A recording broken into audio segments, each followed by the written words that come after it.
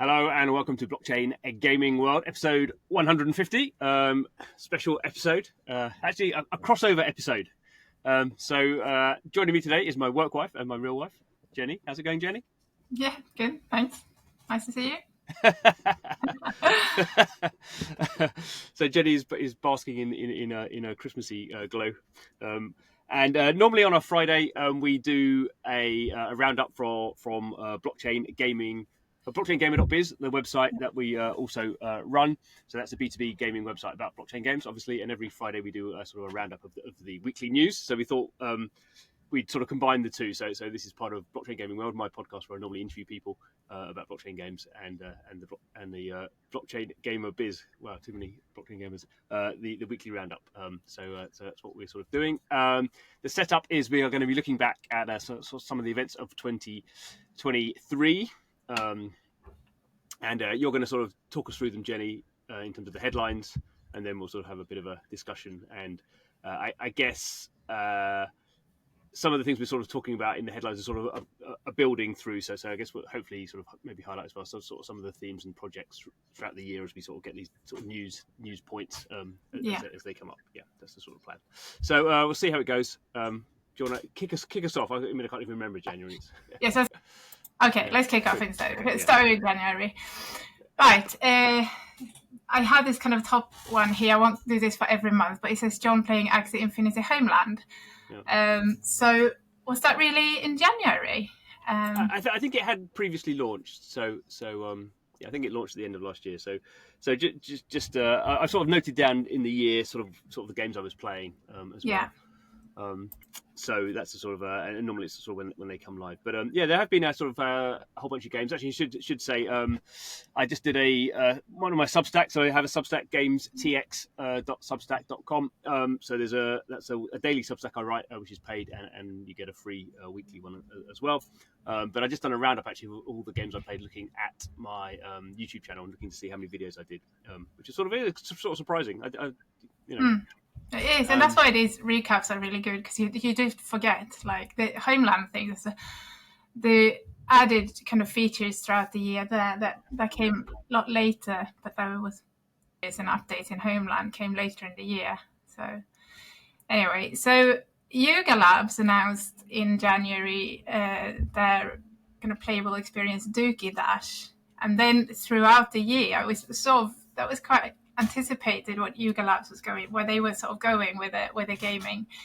And then towards kind of later in the year, they announced that their gaming, I suppose, wasn't really the main focus. And they also got caught up in this kind of having to cut down significantly staff-wise, and which we will talk more about later. But that was sort of... that's the start of the year. And then there was also this big discussion about NFT royalties and creator royalties. And Limit Break then announced their ERC, so let's get this right, ERC 721C standard for enforcing these royalties. And now later in the year, that again has kind of circled back with the big overworld mint that was they actually used that standard. So even though NFTs are launching on like a platform like OpenSea, that standard makes sure that creators get their royalties. Plai Labs raised 32 million for Champions Ascension, and we announced from the big list that 19% of Web3 games were going multi-chain.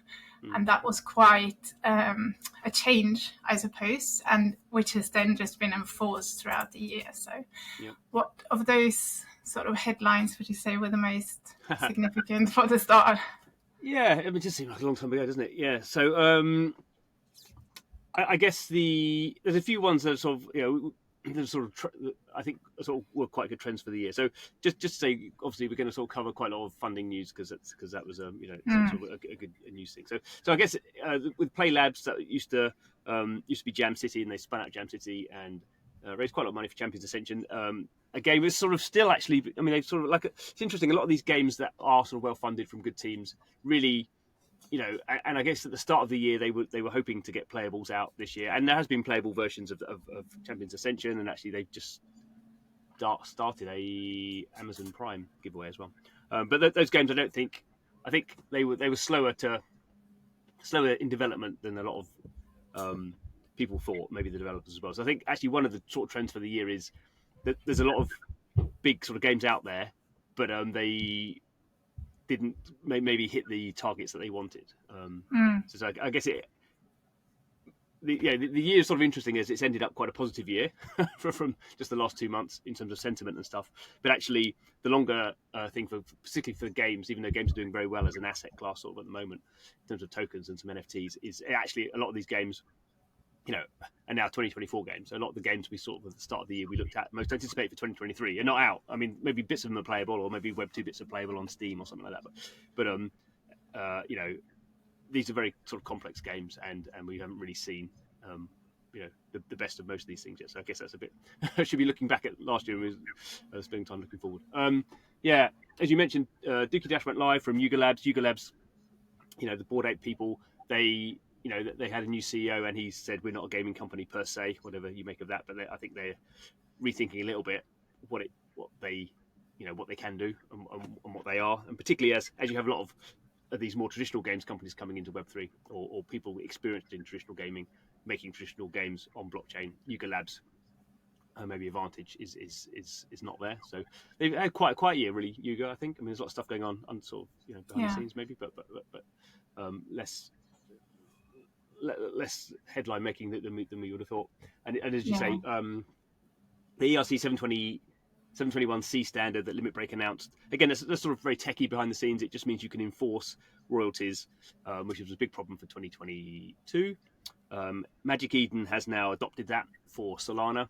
A few other, as you said, Overworlds is using it mainly on their marketplace. But there are like dozens of games now using that, and again, that will be something for 2024 that people will be, royalties will now be enforceable on chain. It comes with some other interesting stuff, as in sort of companies can set the minimum price that their NFTs are resold at, which may put some noses out of joint in terms of sort of decentralization and all that sort of stuff. So that'll be an interesting one to look forward to in 2024 to see how that sort of plays out. Yeah, for sure. Right, moving on to February, Kratos raised 20 million for India Web3 gaming, and this is sort of, I have to admit, this is before I started editing the blockchain game.biz website, so I wasn't so much in the game of what the big sort of headlines during January and February. So you have to fill us in a little bit there, John. Well, I did actually have a look. There wasn't. It just seems like February wasn't a lot going on. So maybe everyone's sort of recovering from the shock of FTX and SBF Gate. Yeah, I mean it's hard to remember now. It was the start of last year was sort of pretty still in that sort of brutal phase. I mean, ETH had risen a little bit, sort of. So it wasn't as bad as sort of January, but people very much were sort of, what's sort of going on here? So there just wasn't a lot going on. India, so as you say, sort of Kratos, which is some Indian sort of gaming entrepreneurs raised a bunch of money, and they bought Indie GG, which is one of the sort of sub-DAOs there, and we're going to building that out. India is a little bit, people are talking about it now, so Sandbox make a big thing this week about how they're going to build in India and all that sort of stuff.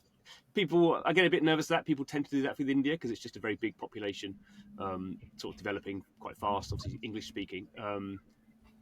It's a very, my limited knowledge of it makes me realise that it's a very, I think, a difficult market to engage with, and still monetization wise quite it's hard to monetize.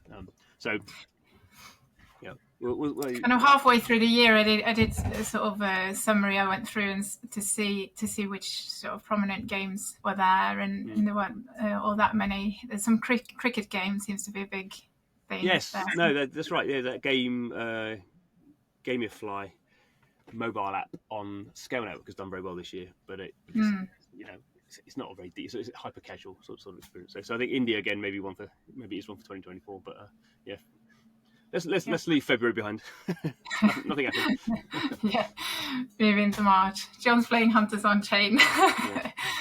Yeah, so Hunters on Chain, did they soft launch I think around that time? Yeah, they were on testnet before, I think. So I think they had been a bit before then. But Hunters on Chain, the game. I mean, I know those guys quite well. Do some. I mean, they've had an eventful year. So talk Yeah. us through a little bit what's gone on with that game throughout the year and how you've been getting on with it. Yeah. As I say, I do consulting with them. And it's a game that was originally a Web 2 game that they bring into Web 3, and they've gone through the whole process of sort of doing NFT mint and allowing people to play on the testnet version of Polygon as it was, and adding features to the testnet version, and then going live on the mainnet, and then adding those features in. And so they've done it in a very controlled manner, I think, a very thoughtful manner, and through a difficult year for blockchain games. But they've launched their NFT. They've launched various sorts of NFTs. They've launched 2 tokens. They've done it. I think in a very sort of I think you have to be very careful with tokens, and we'll maybe talk to that a bit as the year's gone on. Maybe how people haven't been so much, but they've done that. It's very functional. They've really tried to. Say we're making a great game. We think people enjoy this game, and they'll be able to earn stuff off the back of it. But this is not a game where you're gonna like 1000x. It's not a. I mean, in some ways it is a play to earn game. In some ways they could position it as a play to earn game, but they're not. They're sort of looking at the long term. So it's definitely I mean, I just really enjoy it. I think there's lots of good features in there. So definitely more sort of intentional. Yeah, no, intentional is the right. That's a good word. Yeah. Good. And the big headline, I suppose, that month was the CCCP announced a 40 million funding round for integrating blockchain features into the EVE online game. Yeah. So that was sort of the first Web 2 studio this year to announce that they were venturing into Web 3. Mocaverse launched, so they had announced at the end of 2022 that they were, and the Moca brands announced it at the end of 2022, but that's when the mint took place. It's like the flagship membership NFT collection. And again, that was just a start, because that's had a eventful year and grown in significance in the Web3 industry, I'd have to say. Symbiote Genesis was announced, Square Enix, sort of narrative-driven NFT/game project. MapleStory Universe. So Nexon also announced that month that they were developing MapleStory Universe, which is sort of a creator platform, UGC. I mean, it's a lot of things, isn't it? It's a game. It's kind of as many Web3 projects seem to be. We'll dive into that probably a little bit more later. Immutable and Polygon then announced their zkEVM rollup, and Ronin announced that they were going to welcome the first third-party games onto the Ronin network. So actually quite a few big headlines that month, really. It wasn't just I mean, I think partly that's because of GDC. So some of that stuff was announced at GDC, the big games conference in the US. So there. Some CCP announcing the funding. In a sense, wasn't necessarily a surprise because the CEO Haima is really into blockchain and had been to a lot of blockchain games conferences. So in a sense, it wasn't a great surprise. And EVE is quite an on-chain. Has many features to an on-chain game, and it's sort of almost operated in some respects like an on-chain game, even though it's not. So I mean, that's great for the industry. So that's, we haven't really seen. I think they did their first playtest actually a couple of weeks ago, but very very early for that game. And then we have, as you say, Square Enix announced a game which is just went live yesterday, I think. Quite an odd game, I can never get it right. Symbiote Genesis. And MapleStory announced from Nexon. So big companies out of South Korea. South Korea has been a big trend this year. Pretty much all the big South Korean games companies are doing blockchain to a larger or lesser extent. Still early stages for those. There's not really been any sort of massive successes, but they're all, I think they're all quite committed to building out on it and it being a multi-year sort of experience. What else we got? Yeah, Mocaverse, which is an NFT, is a sort of community collection. It's sort of quite difficult to quantify. So it's Animoca brand sort of allowing its many companies that it's invested in to sort of have some sort of community layer around that. Been very successful as an NFT mint. I think it's up over 3 ETH now. those NFTs. You can sort of stake them and earn points, and sort of do missions in various games and earn points. And I guess where we currently are, as we discussed in one of our videos, will there be a token based off the back of that? I've no idea. Some people seem to think there will be. They've raised like $35 million to sort of build it out. So it's quite a substantial project. So again, one for 2024, I guess, to see exactly how they managed to sort of pin that down. And then two other sort of announcements in March that sort of built throughout the year. So Ronin announced its first games that were going to go live that weren't Axie. Actually, none of those games are actually live yet. The first ones they announced, it's sort of ironic given what's happened later in the year. The machine Wild Arena went into the closed beta, open beta earlier. Yeah, there was a version of it. There is a version of it from the Epic Store, but I don't think it's got a blockchain in there. So I'm not quite sure. But yeah, they now. It was more sort of opening the door to more launches that came sort of later in the year with Wild Forest, and then obviously the chain migrations, Pixels and Apeiron, or however you say it. Yeah, and obviously again another big trend for the year has been that Ronin blockchain, positioning itself as the king of gaming chains, which we sort of laugh about. But it has. I think they have proven success during the year. So that was the start of that, and also I guess a similar thing, Immutable and Polygon sort of burying the hatchet and not competing against each other. So basically Polygon pulled out of all biz dev for blockchain games and let Immutable handle that sort of stuff, and then Immutable is going to be running its new infrastructure on basically Polygon's zero knowledge EVM technology, which is going live sort of as we speak. I think Gods Unchained would be the first one to go on live on that. So that was, I guess it seemed bigger at the time, and it's taken longer. I think it's one of those announcements where they announce it, where there's they know there's going to be a lot of dev work still to happen. So it was interesting, I suppose, that Ronin announced something and that's come quicker into the market space, and now I think clearly you sort of have how directly competitive they are, I don't know, but you obviously have sort of Ronin as positioning itself as a gaming blockchain. You have Immutable positioning itself as a gaming blockchain. You have a few others, Beam and blah blah blah. Actually, quite a lot now. But on that note, sort of earlier in the year, we did do one of these big updates that we've done on the big blockchain game list, and what came out then is like Polygon is top. Polygon just keeps adding all these new games, and then, because of maybe the partnership with Immutable and other external forces, obviously, Polygon has not really been sort of advancing their gaming side of things there, but other tech and other announcements more. So that's kind of an interesting development that was not really expected to sort of earlier in the year, really. Moving on to April, we've got John playing Mojo Melee from Mystic Moose. I've been playing as well quite a bit this year. So do you want to tell us a little bit more about that game? Yeah, Mojo Melee, browser-based auto chess game from US developer Mystic Moose, who I'm very friendly with. So shout out to Mike from Mystic Moose. So it's an auto chess game, as I say. It's on its third season now, so it has battle passes. They've again a bit like Hunters. They've been quite considered in what they're doing. They have NFTs been out for a while now, and they're now allowing you to actually mint tokens. So if you level up your in-game characters, you can mint them out onto they're using Polygon, using the Sequence wallet. So that's happening. There's no gate in-game token yet.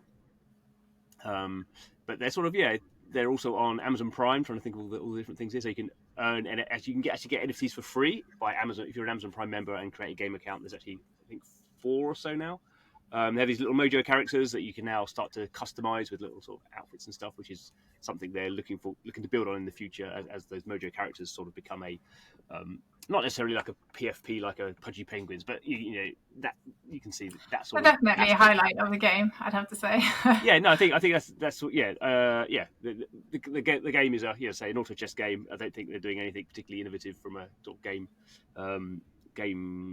gameplay point of view, but the characters are good, and they're sort of the allowing you to own stuff and upgrade stuff, and they've got their own marketplace now, and you can see all their sort of features coming in. So.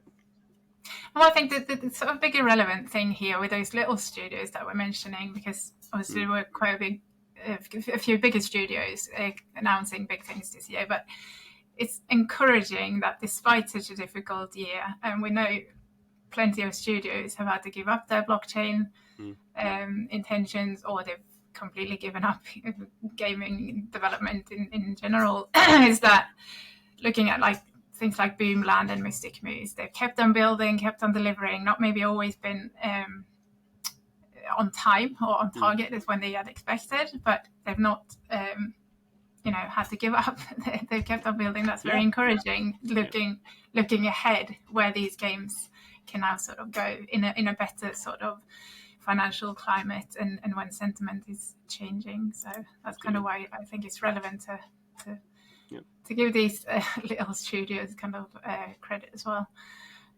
Further on in April, we had Krafton investing 37 million into Migaloo, the over there UGC platform. So another fairly big investment.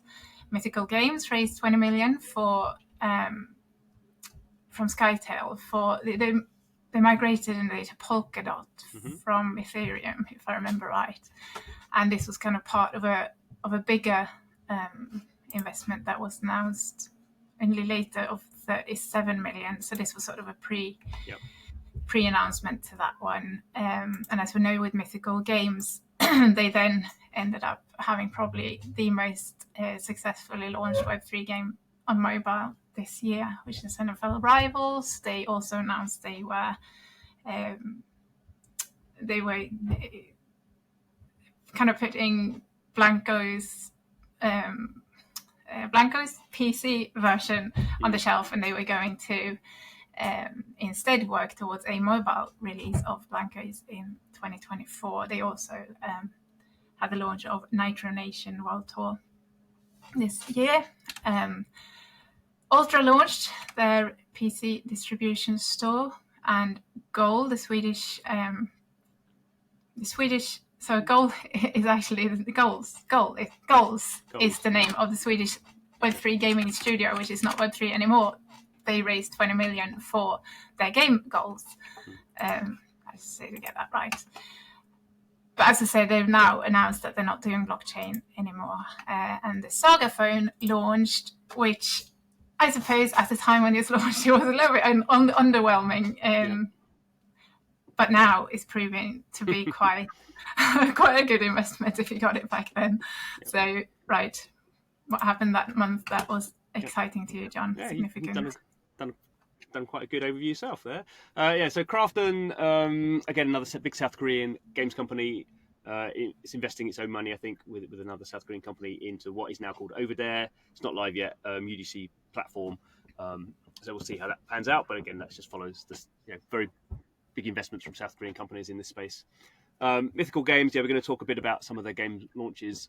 Spent a lot of time during the year, as ever, talking about Mythical Games. They are, I don't always agree with what they do, but they're very experienced. They're well financed, well capitalized. They make good games. They know what they're doing, basically. So they're definitely one to watch.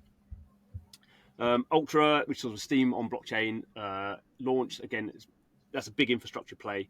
It's been a pretty slow burn from them. They just only now announced their first NFT, or what do you call it, tokenized game, so you can buy the game and resell the game, but still quite experimental.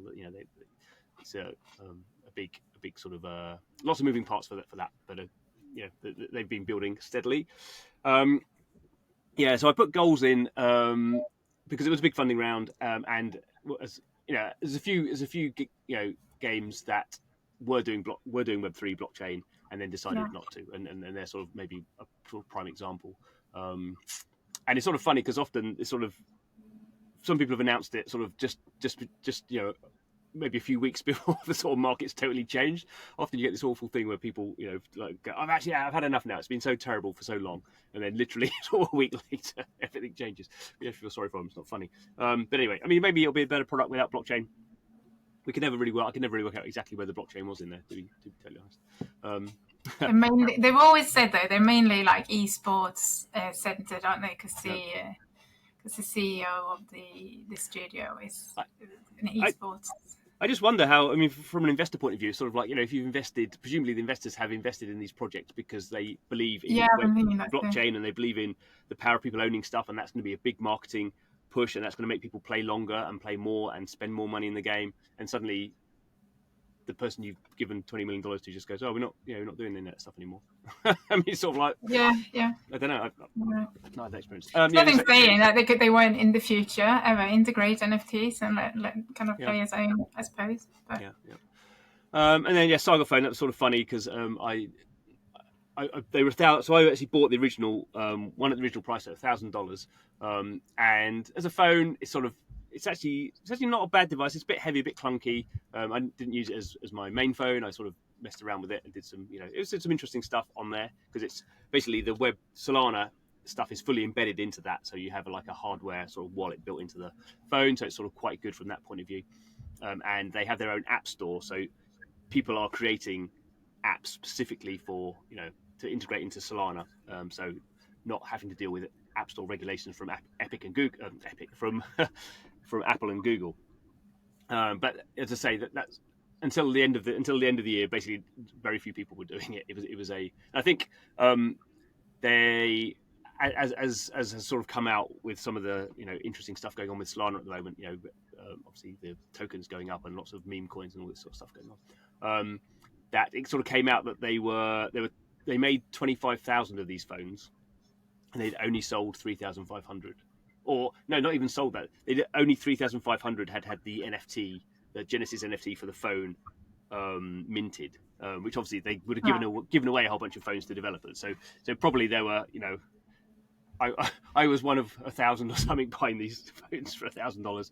They did drop the price to $600, and now they've sold out because you could get an allocation of the bonk token.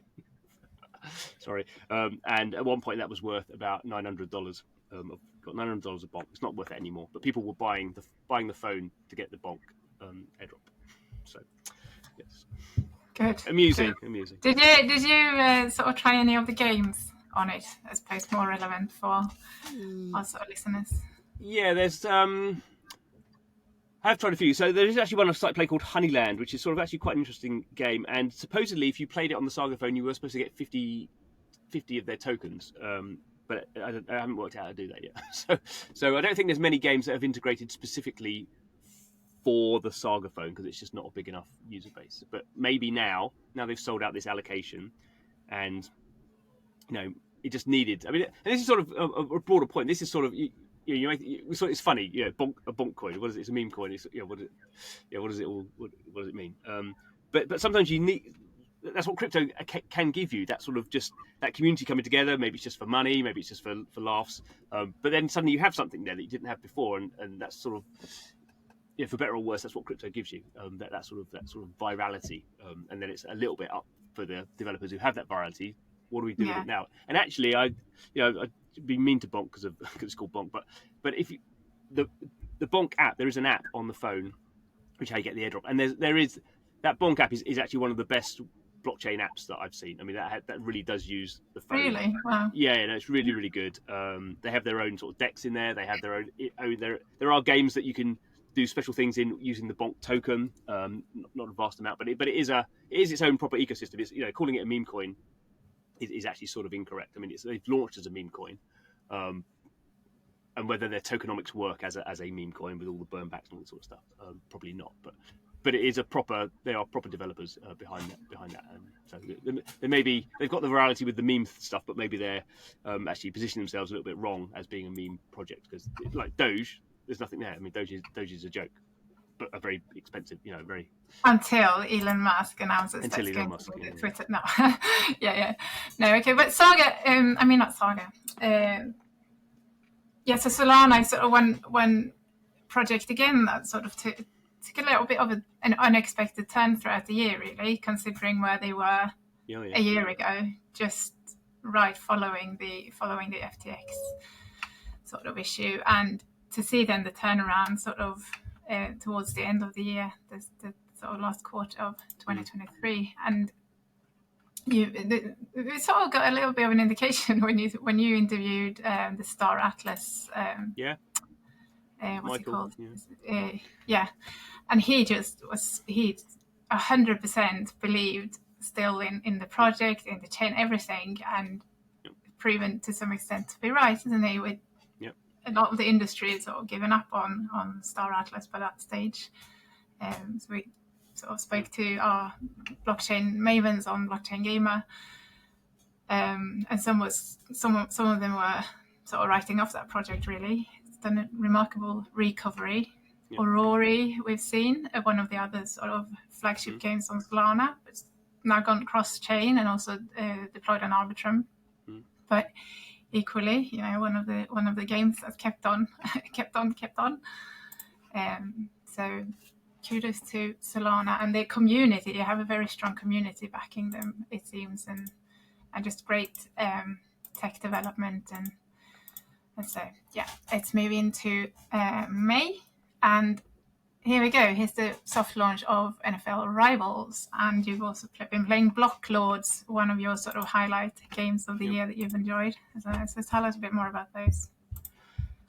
Yeah, so NFL Rivals, a mobile game, interesting in that it was one of the first games to get official approval through Apple and Google app stores. So they laid out rules for NFT blockchain games, what you could do, and NFL Rivals was sort of the first sort of big game to sort of successfully do that. So in that case, they can do sort of a bit of blockchain stuff, but not very much in the game. Most of the blockchain stuff happens on web interface. So it's still not what companies would want to be the case, but it's sort of where you are at the moment with Apple and Google. So you have to play by their rules.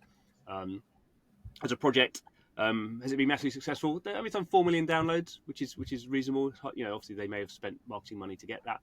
I think there's been some. I don't think it's been a knockout success, but I think there's some idea that people who are buying the NFTs are sort of playing longer. You can buy NFTs in the game directly with a special sort of currency that uses Apple Pay and Google Pay. So it's sort of best of both worlds, I suppose, from one viewpoint. Done $2 million worth of NFT trading, so that's more on the website for the hardcore people. But a lot of people playing that game won't know they're NFTs, and I guess that's Mythical's sort of view is don't care about the tech. People. Yeah, I was going to mention that. We spoke to John Linden a few months back for an interview for Blockchain Gamer.biz, and he kind of stated that quite clearly, that our intention has never been to be like a really deep blockchain game with NFL Rivals. It has been a little bit testing the app stores, the guidelines, and to in a responsible sort of slow way build this sort of trust with the app stores and see what we can do with it. So there's for sure more to come from Mythical Games. That's probably going to be more deeper blockchain integration, but NFL Rivals has never been promised to be that sort of project. And Blocklords, very different big PC strategy game. Again, had its first open community, it's a community beta, then it's in an open beta now, but loads more features still to go. They got their first sort of big season pass starting in January next year. Going to have a token live. NFTs have been live for a while, but not really well used in the game. Again, that game will be in open access, in early access for a year at least. Again, another one to I think one of the better teams building a big substantial project using blockchain quite crucially for its long-term goals. Yeah. So Axie Infinity Origins also launched on the App Stores that month, and STEPN integrated Apple Pay into their marketplace. So quite sort of things that we've forgotten now, maybe, but that will definitely go down as sort of groundbreaking moves for the Web3, significant for the sort of Web3 gaming industry, really. MechaFightClub, they've announced that they were pausing their Web3 venture then, and Grapes, which you have been following quite eagerly since, they minted in May as well. Do you want to talk more about that, or should we move on? Very quickly, we need to go, but it can take us forever to get done. Not halfway through the year, but anyway, So Axie Infinity went live. Axie Infinity didn't really do very much this year, to be brutally honest. Even though it went through app stores, again, app stores is a sort of key thing this year that people have experimented with. not been massive success so far, but we could see that in 2024. Just point out, STEPN was the first game to allow you to buy NFTs using Apple Pay, so kudos to them, I suppose. MechaFightClub, a game on Solana, basically pivoted to AI, which we saw, was quite a theme during the year. Lots of blockchain projects deciding that blockchain wasn't going to be what they wanted to do. MechaFightClub was actually interesting as they gave everyone their money back. I think you got 18 soul back for an NFT that you bought, which actually, if you'd kept that, has worked out quite well for you. Yeah. Sort of funny. I don't know if they would wish they'd kept going or not. Now, given where Soul is, I'm not sure. We'll see. I mean, to be fair, they did say they were pausing it, so maybe they can unpause it again. I don't know. Anyway, Grapes we'll talk about a bit more about later. So let's head into June and try and get the first half of the year done. I'll try and go a bit faster. Half an hour in, we might be able to stick to an hour if we speed up a little bit. Right. Illuvium raised 10 million from Framework, and Framework has just been in the headlines recently for also announcing a partnership with Merit Circle, which has been one of the sort of shooting stars this year, a bit unexpectedly, I would say. But Axie Homeland Land Delegation was also announced. Hyperplay raised 12 million, and Champions. So this was sort of the big news towards the end of June, is that Ubisoft announced that they were working on a Web3 title, Champions Tactics Grimoria Chronicles, but actually it wasn't like a big announcement. They didn't send out a press release or anything. So I was actually going to say, this is my most memorable moment of the year, is when you realized from a little, almost like in brackets, from a little press release from Oasis during the Japanese blockchain Oasis during the Japanese blockchain gaming week, I think it was. They had a little side event, and they in that post announced that they were going to the Ubisoft was deploying their game on their chain, and that was sort of the news. And you just, hang on, Ubisoft? What? And you quickly wrote it up, and so that was a funny sort of. Wasn't it Friday night or something? It was weird timing. It was definitely an evening. Something like that. So it was something. At the end of June, when everyone's sort of summer mood, No, it was good. I didn't remember that. We were sort of looking at each other, trying to see if Ubisoft had announced anything, or and all there was a Twitter, wasn't there? They created the Twitter for Champions. Basically, Tactics. No one else had written it up by that stage either, so it was funny. They did have a Twitter, but so we thought, is this actually something? Is this? No, trying to work out if it's a scam or not, or whether Oasis have got the wrong end of the stick or something, or is this a serious game, or is it a bit of an experiment? But so that was a good one. So I think Champions Tactics is actually going. Just did their mint, so their Warlords mint was last week. Good timing for them. So that's like the PFP collection, and that will allow you to mint 5 of the characters required for the game. Still not very sure about what the game's going to be. I assume it's like a PC turn-based sort of squad tactics game. I quite like the look of it. I don't think it's mass market. You say it's running on the Oasis blockchain out of Japan, which is, I think, a little bit of an odd choice, but there we go. We'll see. I'll be playing it. I've got Warlord as well, so sort of quite committed to playing that, seeing how it goes.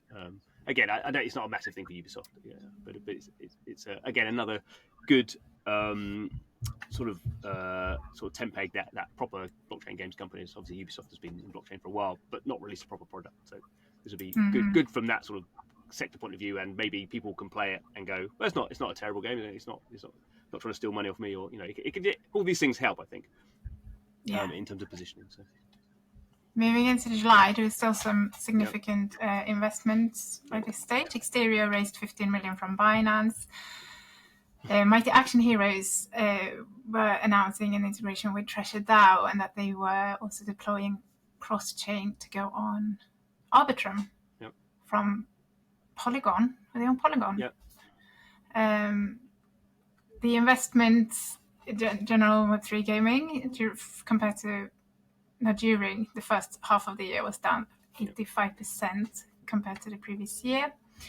And this was also the month that Star Atlas ATMA Studio decided they announced that they had to cut back about 73%, I think it was, of staff, and radically sort of changed the vision for the company and all. But as we said, radically still strongly believing in the project when a lot of people did not.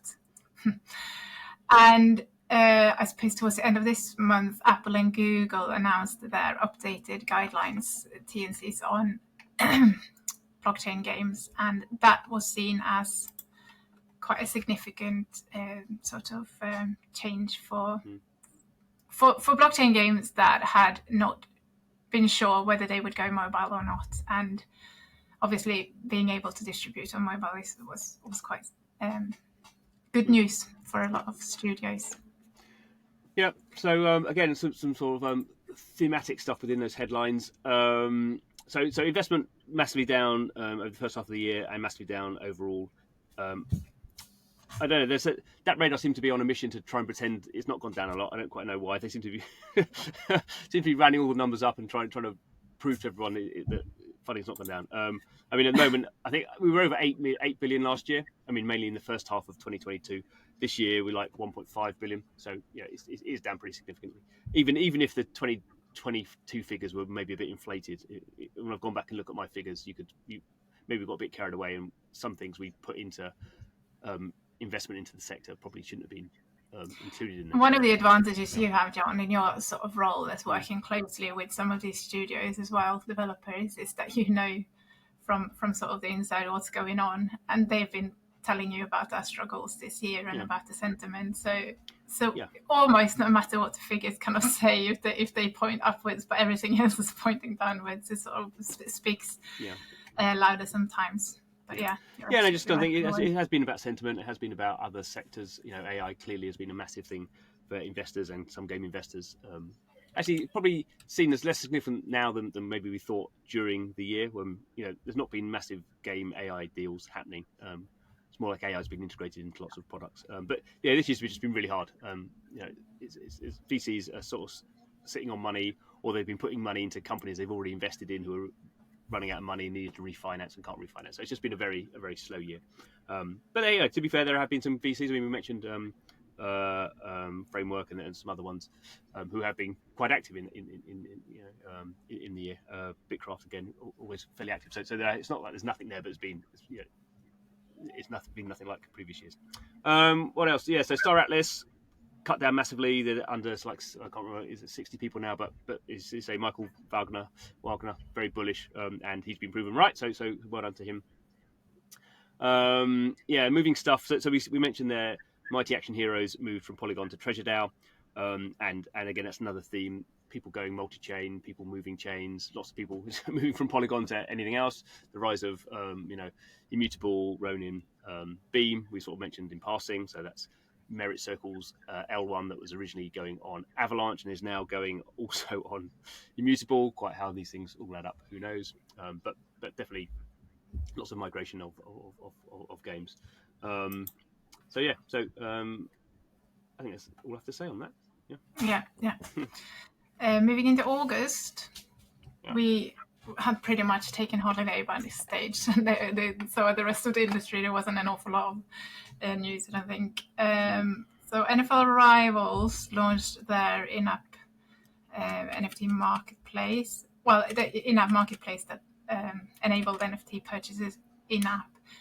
Ultra Nation announced a soft launch, and Rec League was announced in ways, sort of mecha builder fighter, and Zynga announced Sugartown. So that was probably the most significant in a way, that another sort of big Web 2 developer ventured into Web 3. Do you think how much do these announcements sort of affect the credibility of Web3 gaming and blockchain gaming? Because that's been sort of a recurring theme throughout the year.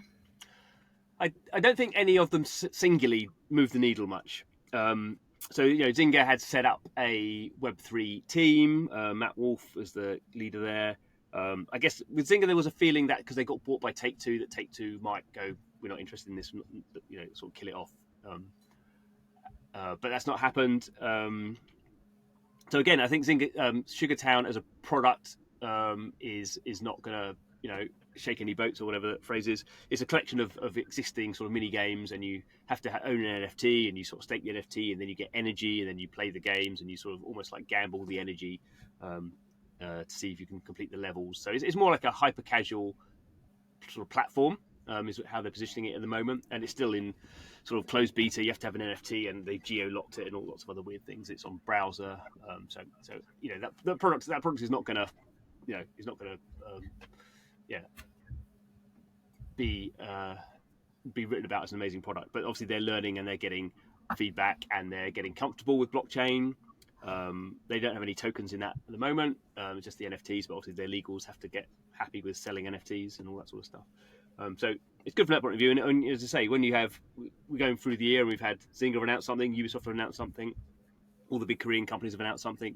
It's getting to the stage now where actually there's not that many games companies, like traditional games companies, that aren't now sticking their fingers in. So obviously, EA isn't, Activision Blizzard isn't, but actually, quite a lot of the other ones, are now doing something, and particularly. It kind of makes me wonder that there's been quite a lot of talk this year from various prominent kind of experts in the field are saying, oh, we're just waiting for that sort of breakthrough title, that big boom title that's going to make it all go mainstream. And is that necessarily how it's going to work? Or is it maybe that these more established studios just launch a little bit here and there, and then we realize one day that there's actually more Web3 there and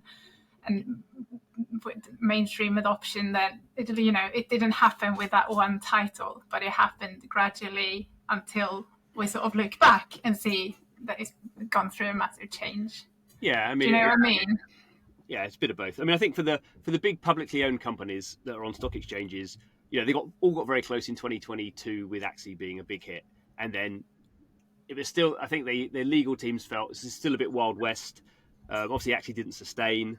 There was a massive backlash from gamers, and it all went away. So maybe some teams who were built then are still working on product that haven't been announced. So it's partly for those big companies. There definitely is a legal issues around it, and what the SEC is announcing, what the SEC is winning in terms of lawsuits will impact that clearly. If the SEC says these are securities, then a lot of this stuff maybe goes away for those big companies. But that's not really where the sentiment is at the moment. SEC generally is seen to have had a bad year. It's not really won anything. It's lost maybe on some minor cases, but lost fairly regularly on things, or at least not won on things. Obviously, sentiment in space is big. Gamers seem to now spending their time beating up on AI content. Don't care about blockchain anymore. So I think sentiment is from those big companies is in the right direction. And now, as we've been discussing throughout this podcast, there are proper big games that people could play and go, "This is a good game." Whereas I would say some of those were there in the last wave, but clearly I'm probably a bit biased on that, and a lot of those games were not very good. So. Yeah, and we should mention that we've not actually had any headlines of that yet, but during this time, or a few months prior to August, there were this SEC kind of claimed that the sandbox was securities, and they ventured into that, but that was quickly sort of. But it's still part of their case against Coinbase. So the case against Coinbase is Coinbase has been selling securities, and some of the tokens mentioned were actually some of the ones doing really well now. Sol, Avalanche, Sandbox, Axie. Yeah. That case may be happening in 2024. Who knows? Okay, let's crack on then. September, Mocaverse raised an additional 20 million. Proof of Play raised 33 million. NFL Rivals they break 1 million trading volume. Pixels announced they were going to Ronin. I think the launch actually happened. The actual migration happened in October, but it was announced towards the end of September. Rec League launched. Sugartown minted. And Gala got themselves in a bit of a muddle and ended up with some lawsuits back and forth. But and John plays Pirate Nation. So so Proof of Play raised was it 30 million, 33? I can't remember now. But anyway, a well-established Silicon Valley team who've done a lot of games, actually part of Farmville at Zynga back in the day. Well-experienced team making a fully on-chain game, raised a bunch of money to make those games. It's actually more of a sort of a platform, and they have to make a game to sort of build out that platform. So called Pirate Nation, fully on-chain on Arbitrum Nova. Been playing it quite a lot since then, every day. Again, it's not a game that's going to blow your socks off, but it's a game where you do certain things and you sort of earn these low-level resources, and then you can craft things, and you can sort of see how that's going to sort of play out when it's more fully featured. So that's good. As you say, Mocaverse announced $20 million of funding. Again, that's just been something that's been building throughout the year. That's good. Pixels we'll talk about more later. Rec League actually was sort of quite a big product that I got quite excited about and didn't really seem to go anywhere. It was maybe a bit early. They're still going. They're going to be a free-to-play mobile version that I guess they'll try and kick off the marketing around it that time. But it was had some quite novel ideas in there, but maybe bad timing. And Gala, I'm not going to talk too much about Gala. Gala's funny. I mean, but basically, it turned out that the two founders of Gala are suing each other, and still seems to be ongoing. But a load of, as ever always happens in these lawsuits, loads of sort of dirty laundry comes out about how that company had been run, and it sort of, for me, I felt sort of vindicated in some of my thinking and even some of my writing about what I thought about Gala as a project. Which is not to say there aren't some good games sort of there, but I think there's. Yeah, I've always felt it was not a project I wanted to promote in any way and sort of experience. I did buy Gala stuff just to play the games and stuff, but I never felt very comfortable with that. And now I sort of, on the basis of this, see Gala very much as a gaming meme coin, which is not to say that the price of these meme coins can go up quite a lot. And Gala's been very good at sort of managing that, but it was just fascinating to see. I suppose the largest sort of significance of the proof of play investment that month was that a lot of media and even developers and so the industry sort of enthusiasts started talking much more about on-chain games, fully on-chain games. And the CEO, Amit Mahayan, he basically said then that Pirate Nation is not kind of supposed to be this finished game that is supposed to blow your socks off. It is more of an experiment where we're just trying out our tech and seeing how it works to have a live game out there with all the game logic and assets working on fully on chain. So it's definitely more to come from them as well, and definitely more to come from the sort of fully on chain space, which we have sort of towards the end of the year seen a sort of quite rapid growth in interest and buzz around. But let's move into October. You were done there, were you, on September? Yeah, good. Trying to wrap it up quickly. Forged raised 11 million. Neon Machine raised 20 million. There was a lot of investments in October.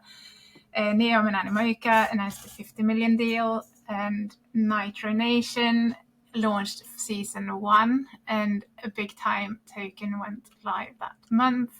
So I suppose all these investments happening sort of early in that month was just a sort of sign of the sort of sentiment changing a little bit, and start of the last quarter of the year. So talk us through it, please. Yep. Forge. As I said, some investors were still active. Actually, Bitcraft, who led that round, had actually invested in Forge before, but Forge, we hadn't seen as much of this as maybe I thought. I think just because it was a sort of a bit of a bad year, but Forge is sort of like a sort of gamified platform, game discovery platform, sort of social platform around blockchain games. Very experienced sort of team, a management team around it. My feeling is there's quite a lot of projects trying to do similar things. It's not very clear how you get market differentiation in that sort of space. And my sort of also feeling is the biggest blockchain games will sort of just do their own marketing, and no one, I think blockchain games are a bit different in the sense you don't want to play 20 blockchain games. You sort of want to play, and in general, most people don't play 20 games. They have the game they're playing and maybe a couple of games that they sort of dip into, continue to dip into. So I wonder about the discovery mechanic there, but I guess we'll see more of that in 2024. These sort of ideas of building up community again, and sort of the YGGs and the guilds and all that sort of stuff will, I think, obviously that's sort of secondary to there being a booming market in gaming, which we hope to happen. Yeah, we'll talk a bit about. So Neo Machine is the company behind Shrapnel. They raised 20 million. We'll talk a bit more about them in November, so I'll leave that one for the time being. Nitro Nations, yeah, again, that's one we're looking at from Mythical Games. That's one for 2024, really. It's still in almost like a soft launch, really, isn't it? And Big Time is not a game we've mentioned at all, but it's been in development for a long time. It's a proper blockchain project. It's, I think, quite good. It's definitely differentiated in terms of art style and gameplay style. Sort of co-op RPG battler. Not it's still it's not live. It's not live for everyone yet. I think it's still need a key to play it. Again, one to look for 2024. But their token went live and has performed quite well. The Shrapnel token went live, I think, a bit earlier than that and has done quite well as well. So definitely those are projects that at least the sort of the degens are investing into. And I think it was end of October when Pixels announced that they had successfully migrated to Ronin from Polygon, and coming in as sort of the biggest game that had been on Polygon, the expectations were quite high, but I don't think actually anyone expected it to be quite a success as it was going on Ronin, and sort of integrating with the Axie community, and perhaps obviously a lot of other players then also going to Ronin. We've seen this sort of massive increase in wallets, active wallets on the Ronin. So it wasn't just Axie players also starting playing Ronin. It was that game moving also moved a lot of players into the Ronin ecosystem.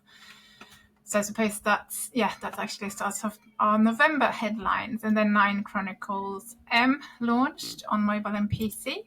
And then towards the end of the month, we had a Shrapnel lawsuit. But let's talk about your favorite game of the year, 9 Chronicles M and Pixels, a bit more first. So 9 Chronicles M is a idle RPG from South Korean developer Planetarium. It's actually the original version of it has been live for a number of years, playing on PC. I always felt it was going to be much better as a mobile game because of the sort of mechanics, and they launched it on mobile in the end of November. I've really got into it. It's not a game for everyone. It's sort of quite old school in the sense that it's an idle RPG, so you're not really doing very much. You're sort of doing stuff and waiting to get resources and level up, and then try and beat dungeons again, and you're sort of then failing and then having to upgrade stuff. I just really like it. It's got NFTs that you can stake and get some other tokens and create these pets, and it's all on chain, so you can sort of sell these things in the marketplace and blah blah blah. Again, it's not for everyone. It's almost like a bit of an old-fashioned blockchain game. Actually, it's like some of the ones I played in. As I say, it came out in 2021, I think, originally. So it's interesting to see that they have done a mobile version, and they did say they said 115,000. Am I thinking?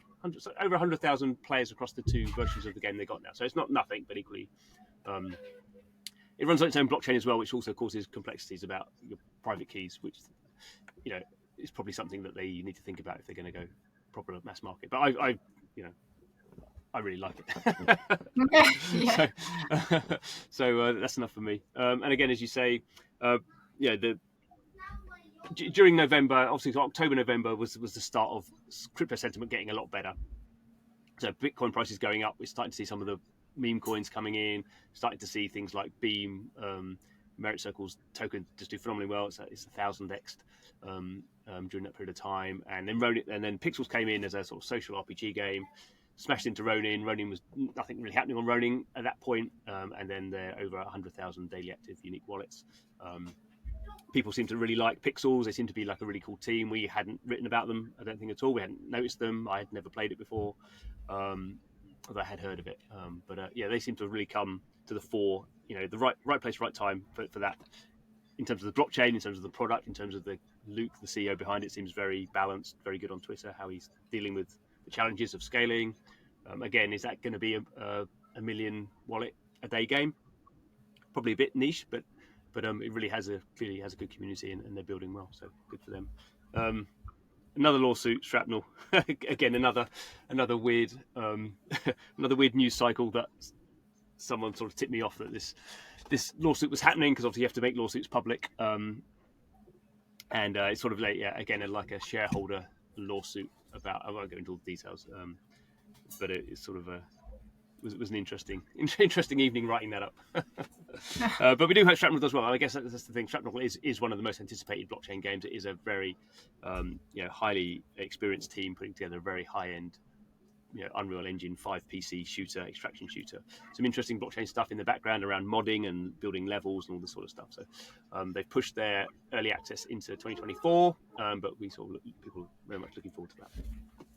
So this has been kind of one of the most anticipated games we thought would launch at least early access at the end of 2023, but it's now looking to be sort of more early 2024 because the team wanted a Christmas break. They said on Twitter. Why not? Anyway, that yeah, exactly. Why not? This month. No, so this would be December. And just going back to sort of the numbers regarding pixels, because we've been tracking both on Blockchain Gamer.biz and in your Substack, you've been looking at sort of the most popular blockchain gaming games by daily active user wallets, and Pixels ended up as the most popular game at. Yeah. I think it was the December update, but that was based on November's numbers. So that's true. Yeah, there you go. Moving into December, Jenny playing My Neighbor Alice. Yes, so me and actually my two sons, and now also my daughter, we're all kind of getting into it. We ventured into Lummelunda Archipelago, and this is like a multiplayer farming game. So brilliant to get your children into. Basic sort of farming loops, but just really, really beautiful sort of scenery, good UI, everything. Yeah, it's still in alpha season 4, so it is early, and then sort of there are times when you feel like this is quite an early game, not a full launch yet, but definitely one to watch. I think coming into 2024. Yep. Excited to play some more, and I think my son is actually prepared to do another video because he has moved up a tier, so he can now craft his tier 2 tools, and he wants to show YouTube how to do that. So keep your eyes out for that. In other news in December, then Mocaverse raised 12 million. I think it's now a total of 33 point something, 88 million or something for Mocaverse. Line raised a rather significant sum of 140 million for game DOSI, which is like a Web3 game platform that is launching towards the start of 2024. Nexon announced 100 million for what we previously mentioned, the MapleStory Universe, which is sort of a complex of different experiences. Bonk Airdrop, Warlords Mint, and Overworld Mint. Which one do you want to talk about, John? So let's just quickly then. So we started the year with these big South Korean companies announcing product. We end the year with these big South Korean companies announcing a ton of money. Often they're not sort of raising it from VCs. They're raising it from some more institutional investors or raising it from themselves. So Line, 140 million, massive for this DOSI gaming channel, social channel, whole bunch of cool stuff. They're launching the mobile app next year. They've raised that from a private equity fund in China, in South Korea. Nexon has raised 100 million sort of internally for this MapleStory Universe, which again is a PC game, a mobile game, a sort of user-generated world content, an SDK for developers. Again, the Koreans are really seeing we're taking these Web 2 social platforms, where people have been chatting and having like little multiverses and having avatars and buying stickers. They're taking that all to the blockchain. Whether it works or not, it's complicated, but they're making big bets on that. So it's all good to see. So a whole bunch of stuff about minting. I've said, I think we have to say crypto is now in a bull market. It is now proper up. $1.6 trillion, obviously still down from its last peak, but sentiment is very strong across macro. Sentiment is very strong outside of blockchain. Institutions are really into crypto. They expect the ETFs in America to be announced in January. And so we're starting to see a lot of sort of frothiness, particularly in the game sector, which is in some ways not nice to see because, you sort of get more sort of scams and bad sort of investments, that sort of stuff. But in a sense, it is what it is. And we've seen people doing some big mints. So Overworld is a game. I don't know very much about the game, but they minted out their NFTs and they're like 3 ETH now. Let's say Ubisoft's Warlords sort of minted out Grapes, actually, we're not really mentioned. Probably won't go into too much now, but in some ways, Grapes is the blockchain gaming project of the year. That they've done these NFTs from pretty much a free mint up to 3 ETH now, and they've just launched their token, which is like $240 million fully diluted value, and basically it's a collection of sort of quite sort of casual games. There's a whole bunch on mobile. They're doing a Roblox game. They're doing a Fortnite game, and in some ways it's sort of what blockchain allows you to do that you couldn't have done before. So it's quite fascinating how they've created that value. I think there's maybe some things they've done that I personally, if I was running the project, wouldn't have done. But we'll see how it all sort of pans out. But